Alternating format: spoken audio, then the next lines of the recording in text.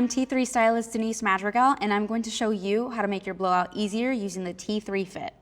So a blow dryer isn't a fan, and you don't want to blow dry your hair going crazy. You always want to point it going downward to really close down that cuticle.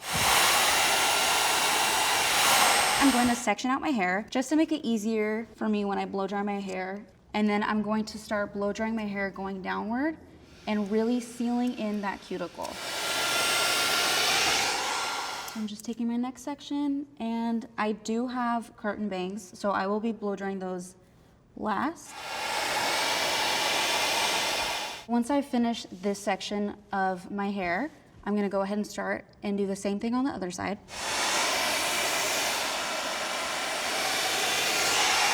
When I blow out my hair, I really like to bring my hair forward just so that I can see where I'm blow drying, because it's hard to do it from back here. So I like to just bring everything forward and then just blow dry down.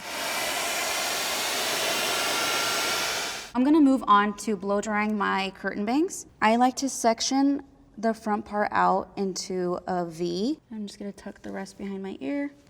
I'm going to get the middle section of the bangs and then wrap my hair around it and then blow dry this away from my face. And then I like them to just lay how they want to. And then from here, I'm gonna blend these longer pieces into the bang with the same brush.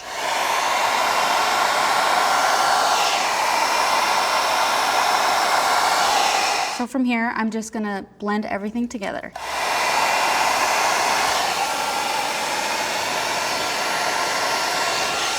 So this is the final look using my T3 fit. My hair is so shiny, so smooth, and it was so easy.